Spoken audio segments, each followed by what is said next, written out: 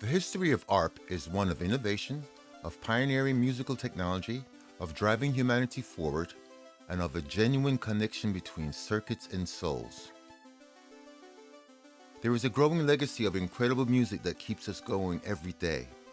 ARP makes us move, ARP tells us stories, and ARP takes us to new worlds. But what about the man himself, Alan R. Pearlman? As we celebrate the 100th birthday of our namesake, let's talk about the man who changed the world. In 1925, the same year Alan R. Pearlman was born, so was the George Washington Bridge. Throughout his life, Alan referenced this as an inspiration to usher in a new era. He felt it was his duty to improve our world. In his early years, he didn't yet know exactly how that would happen, but he and his family knew it would involve something technical. He took apart and reassembled radios, created his own, and confirmed early on to his parents that he would be an engineer. Alan also studied classical piano and maintained this craft throughout his life. His life was not without adversity. As a Jewish man coming of age in America during World War II, he faced persecution and discrimination, including a cross burning at his home. Nevertheless, he went on to serve his country in the military before college. After his military service following World War II, Alan attended Worcester Polytechnic Institute. To this day, his alma mater recognizes his innovative spirit.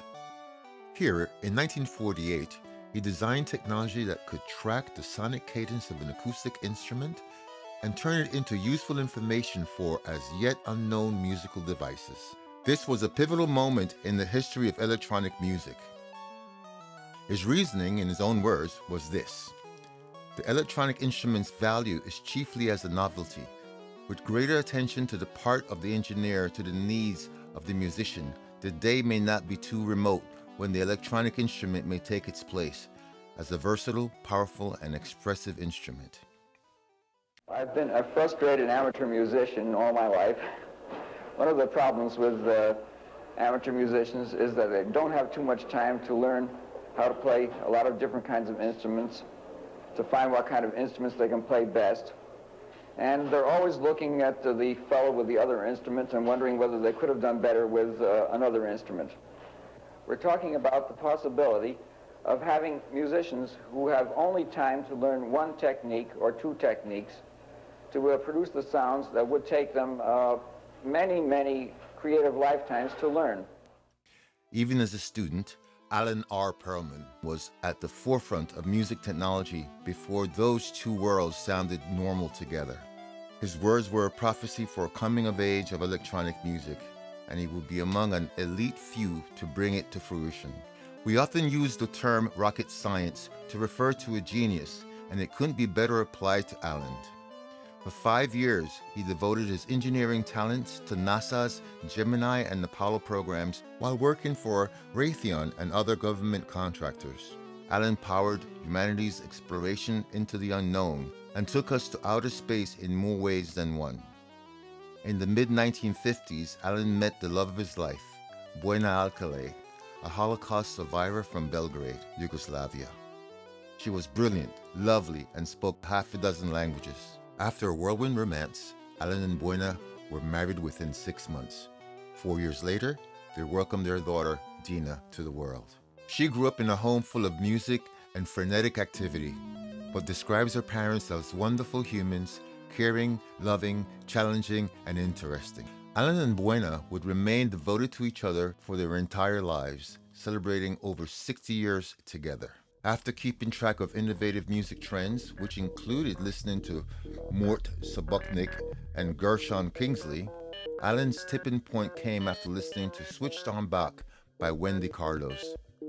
The die had been cast. In 1969, Alan founded a company first called Tonus, then renamed ARP, co-founded by David Friend, and with a small but dedicated team, ARP developed some of the most important synthesizers ever made. Innovation was at ARP's core. In a time when large format modular analog synths were gaining widespread use, it was difficult to keep them in tune. In response, ARP developed oscillators with stable tuning. So they were not very temperature stable. The temperature would change and they go out of tune.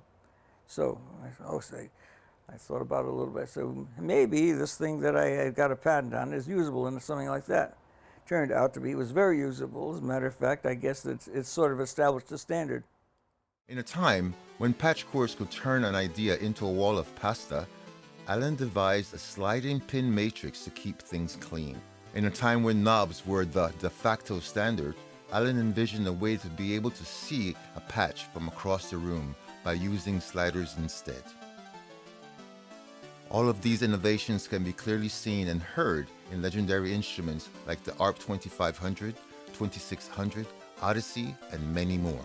This evening we're going to be talking about synthesized sounds with the director of engineering here, a man named Phil Dodds, who you may know because he played in the movie Close Encounters of a Third Kind.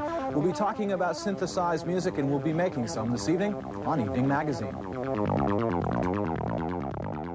Around the same time, Alan started running as a way to fight the heart disease that ran in his family and to combat stressors of owning a company. He even ran several marathons. Alan found encouragement and validation when legendary artists began using ARP synthesizers. It really was your father that helped me with my relationship with ARP. I mean, he was the one that convinced David, to, okay, let's give him a chance, So I mean, I have that strong connection with him because of that. Stevie Wonder had his ARP labeled in Braille. Pete Townsend of The Who still has what is possibly the most coveted 2500 ever known. Edgar Winter took his 2600's keyboard to go in Frankenstein, showing how versatile it could be as a performance instrument. Tony Banks of Genesis brought the pro soloist to prominence and relied on a Quadra for the biggest Genesis tours. Frank Zappa introduced George Duke to synthesizers by way of ARP Odyssey and changed his sound forever. Herbie Hancock considers the Odyssey one of the most important and influential synthesizers he's ever used. David Friend likened what ARP did to human engineering using interfaces, teaching tools, and techniques that empowered professionals, amateurs, and students. Despite its many successes, ARP remained a relatively small operation and was forced to close its doors in 1981. Afterwards, Alan largely hid from the limelight, but kept busy. He worked with colleagues and Close Encounters star Phil Dodds at his company Visage. Then created a graphics company called Selva Systems, worked for a component manufacturer, and even worked with music visionary and futurist Kurzweil. He became concerned about humanity's future after reading the work of another Alan, Al Gore, and started extensive research and inquiry into sustainable energy using methods that would not further damage our Earth's atmosphere.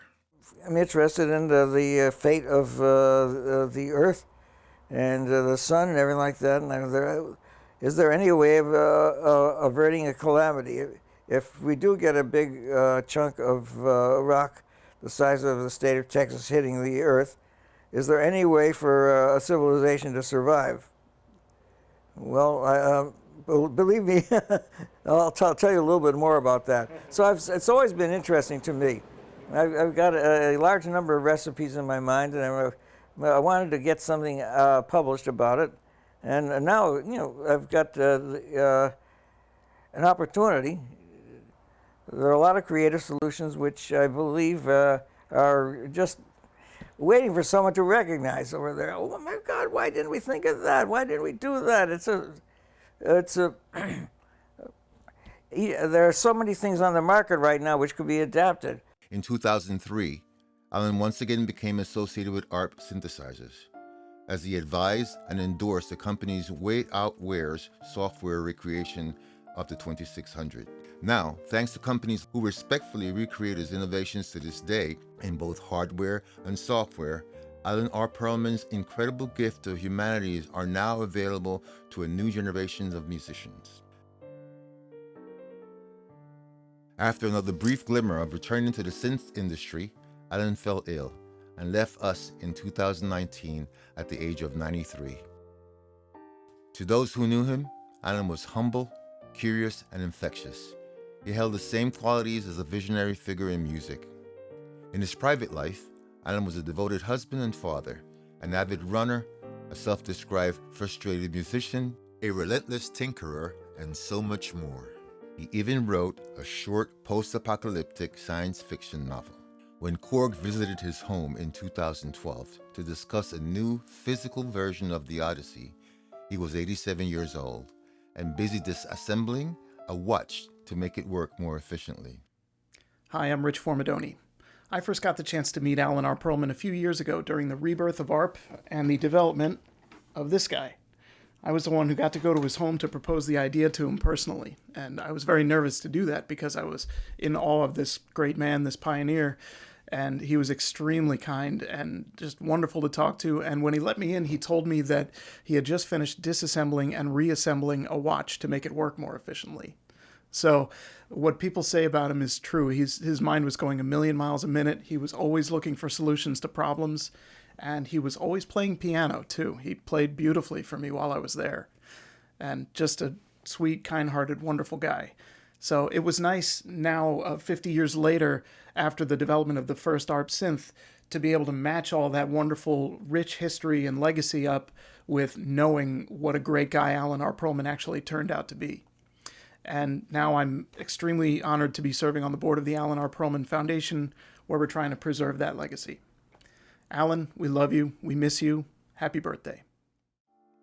Alan was a fierce advocate of music education and wanted his instruments to help students explore their musicality and creativity. Now his daughter, Dina Alcalay Pearlman Eiffel, carries on that legacy with the Alan R. Pearlman Foundation, whose goal is to provide students with access to the wonderful instruments he and the ARP team created. Among the pantheon of electronic music pioneers, Alan R. Pearlman stands tall. His story is told not only by our musical heroes, but by his friends, co-workers, and family. And his legacy lives on, not only with the Alan R. Pearlman Foundation, but with every note, sound effect, and smile created using an ARP synthesizer.